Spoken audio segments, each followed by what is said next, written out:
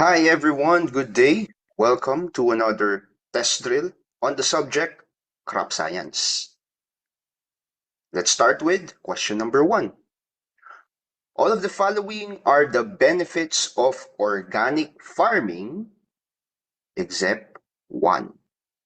So we are looking for something that is not a benefit of organic farming. Kasi meron tayong phrase na ginamit dito which is except one. So all of this in the choices here would be a benefit of organic farming except for one. Yun yung hinahanap natin. So isa-isahin natin yung mga choices. First question. Organic farming prevent soil acidity. Is it true? So you have your soil, and kapag yung soil na yan ay puno ng organic matter, or you did not apply too much, or you did not apply any chemicals at all, na prevent daw yung soil acidity. Is the statement correct or wrong? Now, this statement, this is correct. Why? Kasi kapag ang lupa natin ay mas maraming organic matter content, which is true sa organic farming, tumataas yung tinatawag nating buffering capacity ng ating lupa. Okay? Now, ano tong buffering capacity na to? This is the capacity of your soil to resist any changes in its acidity or pH.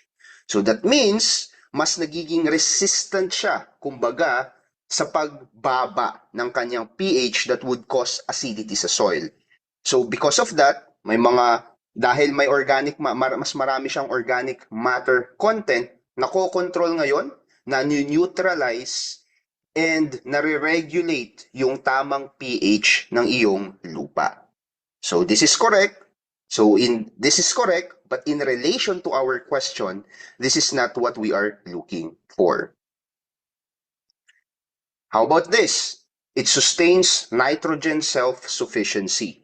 Now, sa organic farming, madalas na ginagawa ng mga farmers dyan para magkaroon ng nitrogen yung lupa ay magtanim ng mga tinatawag nating leguminous crops.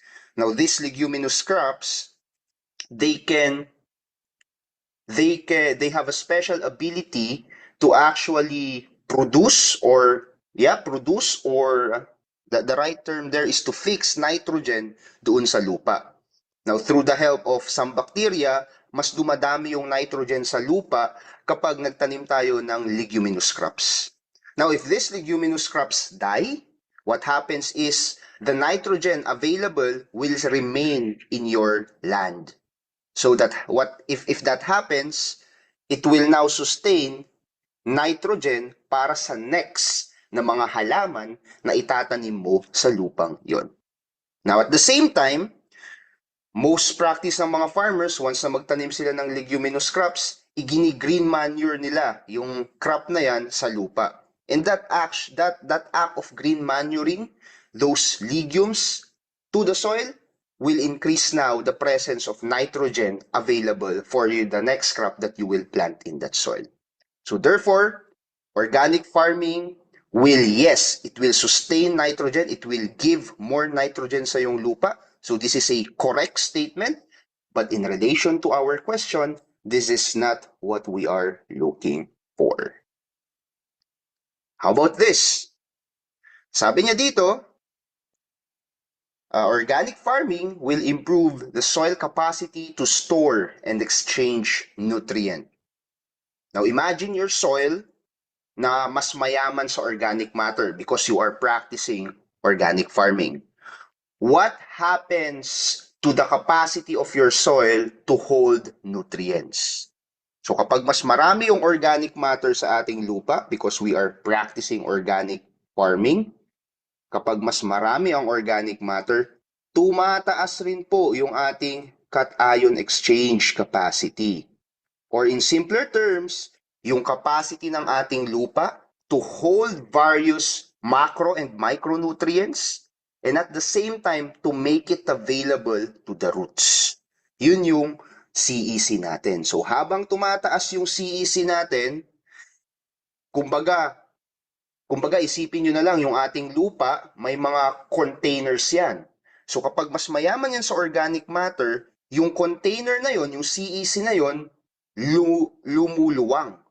And sa pagluwang niya, mas nakakapag-store siya ng mas maraming nutrient, macro or micronutrient. Now, hindi lang yun yung binibigay niya. It is also making it more available to the plants as it needed. So tama itong statement na to. If we practice organic farming, tumataas ang CEC ng lupa, tumataas yung kanyang capacity to store and exchange nutrients. So therefore, this is a correct statement. But again, in relation to what we are looking for, hindi po ito tama. Now we are left with the last option, which is organic farming daw decreases water holding capacity of soil. Now, this statement is wrong. In fact, as you practice organic farming, what happens is organic matter increases in your soil. And when organic matter increases in your soil will also hold more moisture or more water. So, ang isang soil na mayaman sa organic matter, which is a healthy soil, tumataas actually ang kanyang water holding capacity. In fact, according to USDA, for every 1% increase in your organic matter, it can result in up to 20,000 gallons of available soil water per acre. So, yun yung benefit na nakukuha natin sa organic farming. Hindi lang pala tumataas yung mga napag-usapan natin kanina. It does not only neutralize soil acidity, it does not only provide nitrogen for your crops, provide and sustain nitrogen for your crops. It does not only provide a higher CEC sa yung lupa, but it also increases the moisture or water holding capacity of your soil. So this statement, sabi niya kasi, it decreases water holding capacity. But as per our discussion, baliktad. Dapat it increases para maging tama yung statement to. However, in the question, what we are looking for is something that is not a benefit. So it is not a benefit of organic farming. And organic farming do not decrease water holding capacity of the soil. Therefore, yan yung ating tamang sagot. Letter B. Organic farming, again, do not decrease water holding capacity of soil, but rather it increases it. Next question. Why should soil be sterilized before seedlings are grown? So we are looking for the reason, the core reason kung bakit daw ini-sterilize natin yung lupa before tayo magtanim ng seed doon na lalaki as seedling. Is it to help the seedling grow robust? Is it to ensure the safety of your plant? Is it to avoid the pest attacks of the plant? Or is it to safeguard the seedlings from the attack of damping off? So the correct answer here is letter D, to safeguard the seedlings from the attack of damping off. But in order for us to understand why this is the answer, we need to understand what is soil sterilization. O bakit ba natin ini-sterilize yung ating lupa? Now, soil sterilization, this is the process of treating your soil to eliminate or reduce harmful pathogens, pests, and even weeds. Now, itong proseso na to will ensure na yung environment na kakalakihan ng yung halaman is safe and it is clean and it is healthy. So in seedling production, this is very important kasi it now reduces the pathogen that will harm your seedling. And how do we sterilize our soils? So there are two main methods of soil sterilization. So unang-una dyan, yung heat treatment. So it's either susunugin mo yung lupa, so maglalagay ka ng rice hull doon sa tuktok ng lupa na yon, and then susunugin mo para ma-sterilize yung lupa. Or in other countries as well, they use what we call as steam sterilization. Kung saan ini-expose mo yung lupa, yan yan yung picture, sa isang mainit na steam naman para siya ay ma-sterilize. Remember guys, kapag sinabi nating sterilization, isipin nyo na lang kapag nagpe-prepare kayo, if you had an infant before, or kapag may kapatid kayo na naging baby, di ba madalas yung ating mga nanay, hindi lang basta-basta hinuhugasan yung mga inumin nila, yung kanilang mga dede. But rather, itinutubog yan sa mainit na tubig for sterilization purposes para mamatay yung bakterya. Ganon din po sa lupa. So, one way to sterilize the soil is through heat treatment. So, pwedeng sunugin yung top portion ng lupa. Pwede kang maglagay ng steam na mainit. And pwede rin yung tinatawag nating solarization. Kung saan yung lupa, ang gagawin natin, tatakban natin yan ng black plastic cover. Tapos, during summertime to ginagawa, dahil summer and mainit, yung black plastic cover na yun, i-absorb niya yung heat ng araw, it will also, in theory, it will also sterilize your soil. So that's how we do sterilization. And why do we sterilize our soil? Why? It is to prevent a sickness or a disease called damping off. Ano ba yung damping off? Damping off, mostly, ang inaapektuhan yan yung mga seedlings natin. What happens is, doon sa base ng ating seedling, doon sa base ng kanyang stem, nagko-collapse yan. So what causes damping off? Damping off is caused by soil-borne pathogens, mostly fungi such as yung ating Phytium, Rhizoctonia, Fusarium, and Phytophthora. Although it can also be caused by bacteria naman, but damping off is mostly caused by fungi. That is why the correct answer for this question is letter D. O how about letter A? Tama rin naman yung sagot, di ba? Kasi kapag naprotektahan natin yung ating seedling against damping off, edi the seedling will grow more robust. Yep, tama naman. It can contribute to a healthier seedling, but this option is too general. Okay? The main goal of sterilization, again, is to address a specific threat like disease, like damping off, hindi lang yung robustness. O how about itong letter B? To ensure the safety of plants. Now this is partially correct. Since sterilization will contribute now to plant safety kasi inaalis natin yung harmful pathogen. However, hindi ito specific enough. So the more precise reason is to protect the seedling against damping off. O letter C, to avoid the pest attack of plants. Sabi ko kanina, isa sa mga purpose ng sterilization is to kill the pest in your soil. Now, soil sterilization can help reduce the presence of soil-borne pests. Tama. But it is not primarily done for this reason. So, pest management usually involves other practices sa ating halamanan like crop rotation, natural predators, and the use of organic or chemical pesticides. Kaya ang pinakatamang sagot ay letter D.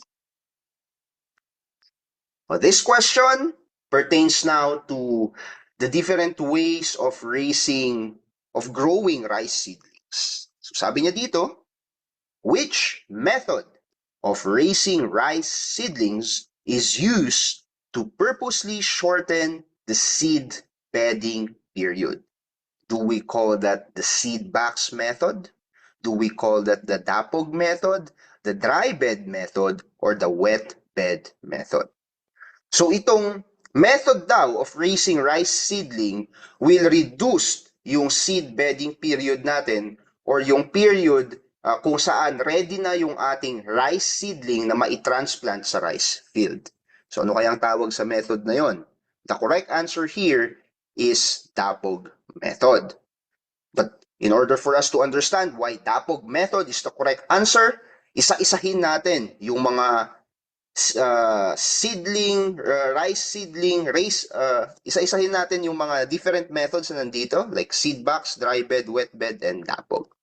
So, unahin natin ang seed box method.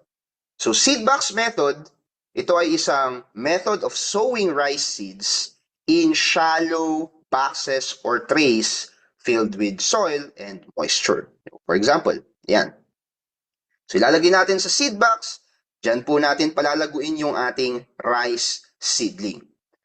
Okay.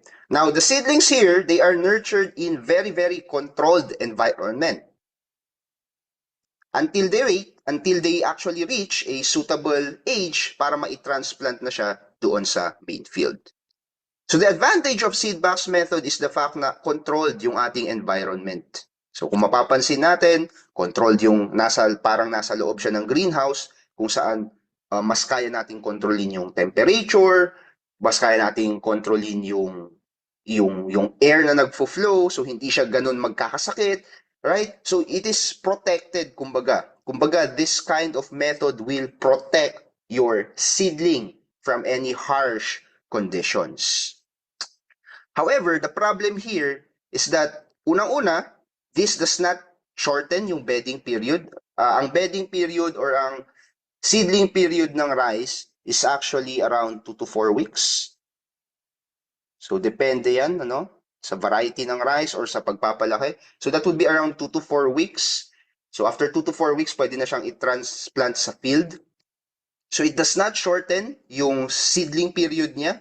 And at the same time, this is labor-intensive and it is capital-intensive. Imagine mo, kailangan mo bumili ng mga black boxes, ng mga seed tray, para lang magawa mo itong seed box method. So mostly, ang seed box method, hindi yan ginagawa ng mga common rice farmers natin, but rather it is used by scientists, by researchers in studying or researching about seed germination of rice. Yan. And that's seed box method. Ano naman ang dapog method? So, dapog method, yan yung tamang sagot kanina. Ang dapog method naman ay isang technique, again, of raising rice seedlings in a very small area kung saan yung seed natin, they are sown densely or they are sown ng maramihan in a limited space. Now, this method sa inyo, dapog method, this originated in the Philippines. And ang pinaka-purpose ang na-design itong method na to para mag-create ng optimal condition for seed germination. So, kapag kasi we are sowing the seed, okay, in a well-prepared seed bed, so ang gagawin natin dyan kasi yung seed bed dyan is shallow lang yung soil sa seed bed na yan, but at the same time, moist and rich in nutrients. If we sow the seeds there, the seedling now will benefit from a concentrated amount of nutrients in a short time. So dahil concentrated yung amount ng nutrients na kanilang nakukuha, what happens is they grow quicker. So in Dapog method, kanina nasabi ko, ang usual na seedling duration for rice is 2 to 4 weeks. But when you use Dapog method, you can actually shorten it to around 10 to 14 days. So after 10 to 14 days, your rice now is ready to be sown in your rice field. So yun ang benefits ng Dapog method. Ang limitation niya probably is the fact na kailangan careful yung management kasi dapat tamang-tama lang yung tubig na ating ilalagay and medyo matrabaho siya kasi maraming steps before you can create your dapog or your dapog is kung saan mo isosow yung seed. So, ang gagawin pa dyan actually is gagawa ka ng bed and then yung bed na yon lalagyan mo pa ng plastic sa taas, ng plastic cover. And then yung plastic cover na yon doon mo ilalagay yung mga moist soil mo. Yun na yung dapog. So, yung moist soil na yon dapat thin lang siya, thin layer. And then after mo maikalat doon sa ibabaw ng trapal na yon, tsaka mo isasow yung seeds densely. So medyo matrabaho siya sa part na yon. And Dapog method is also not suitable for all varieties. And for some, pwede na may risk of the seed getting a particular disease. Lalo na kapag hindi malinis yung patubig, let's say, or yung mga materyales na ginagamit natin for this particular method. So, how about dry bed method? So again, in dry bed method naman, sowing rice seeds pa rin yan, but instead of a moist soil, you are going to sow it in a dry soil. So hindi flooded yung soil mo dyan. Mostly it is dry. So ito, very different from the traditional technique of wet bed method na pag-uusapan natin mamaya. So ano ang advantages ng dry bed method? Unang-una, reduced water. So makakatipid ka sa tubig. Pangalawa, kapag hindi ganun kabasa yung lupa mo, kapag dry yung lupa natin, it also improves soil aeration. Kasi yung mga pore spaces dyan ay hindi naman, yung mga pore spaces dyan, kumbaga, ay hindi filled with water molecules.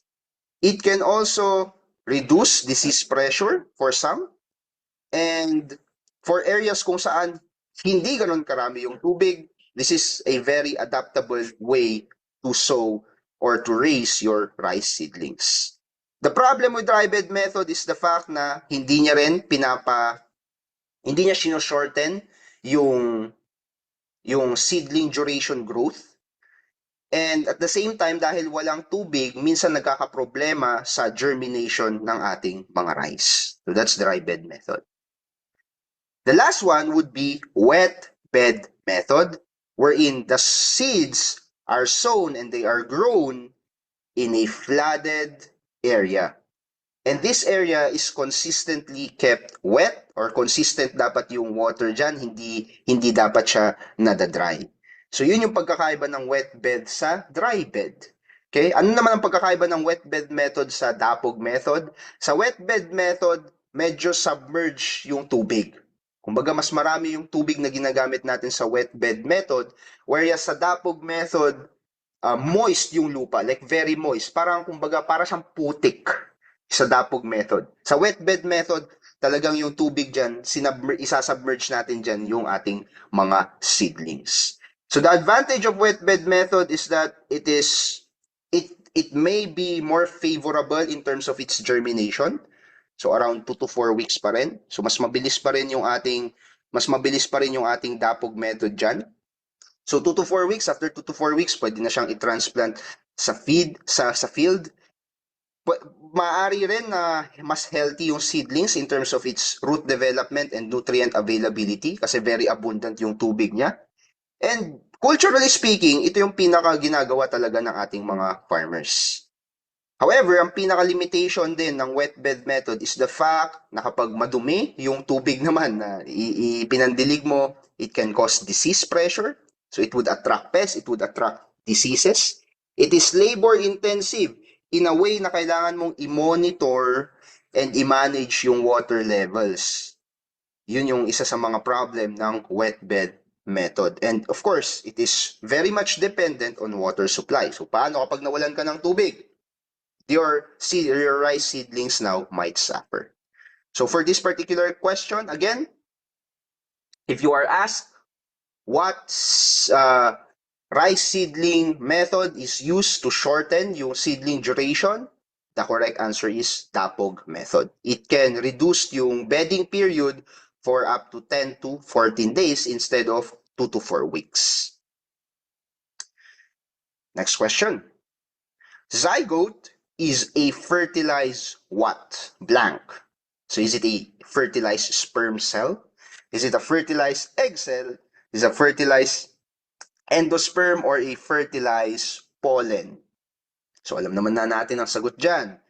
Now, this is true sa plants, this is also true sa animals, this is true sa tao. Zygote is a fertilized egg cell. Okay? Now, for us to understand how fertilization occurs in plants, let me bring you back to our lesson before. Ang alam ko, present ko na to in one of my lectures dito sa YouTube on how does the seed develop or the seed development process. So imagine your flower. Your flower now, let's say, your flower has an antler. Okay? So your flower has an antler which contains the pollen. So ito yon. So yung antler na yan, siya yung siya yung nagpo-produce ng pollen. And yung pollen na yan ay dapat dumikit doon sa style ng ating flower. So once that happens, yung ating pollen ay magpo-produce ngayon ng tinatawag natin na pollen tube. Yung pollen tube na yan yung magpe-penetrate doon sa style ng ating bulaklak hanggang sa makapenetrate siya doon sa ovary ng ating bulaklak. Now, the pollen tube also contains 2 sperm cells. So, ang tao, para makabuntis, kailangan lang niya ng isang sperm cell. But for plants, it's different. Kailangan niya ng 2 sperm cells and malalaman natin kung bakit mamaya. So once the pollen tube travels now through the style up until it reaches the ovule, okay, what happens is it will penetrate one of the ovule. So it will penetrate one of the ovule and i-release niya doon yung ating sperm cell, yung dalawang sperm cell na yon. Now, one of the sperm cell will fertilize the egg na nandun sa ovule. So that is now fertilization. When the sperm cell fertilizes the egg. How about dun sa isang sperm cell kanina? Yung isang sperm cell kanina, it will now fuse with a 2-polar nuclei doon sa ovule. So imagine nyo na lang, yung ovule, meron din, it is also containing 2 kinds of cells. You have egg cell and you have a 2-polar nuclei cell.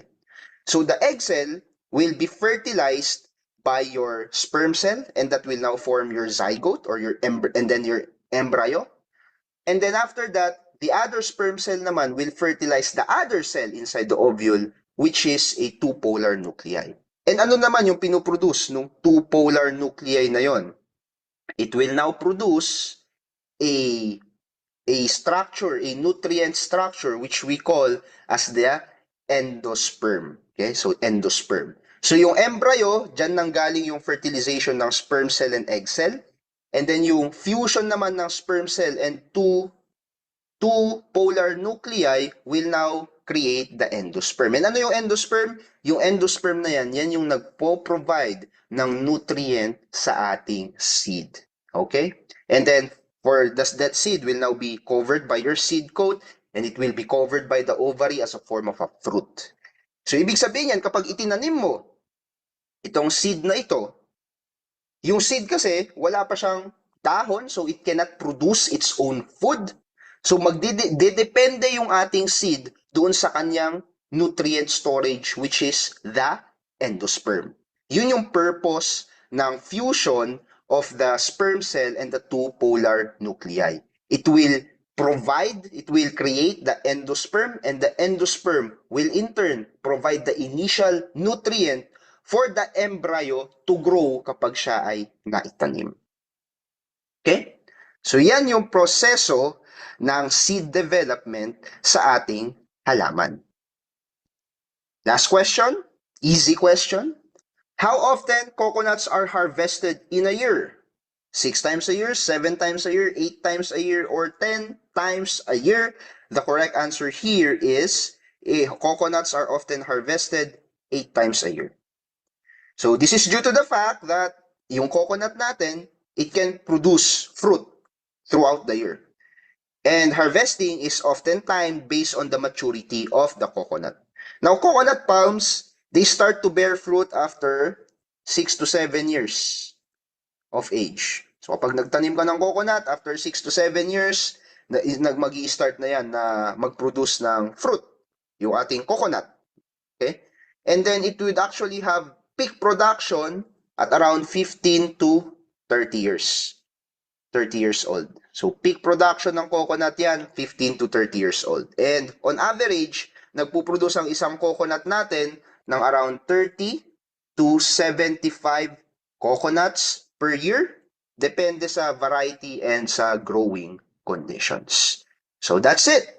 Q&A drill on crop science. Hopefully may natutunan kayong maganda. Hopefully, tumatak itong mga natutunan nyo para matulungan kayo sa inyong darating na exam. Ace it, claim it, get that license, or even top it. Di ba?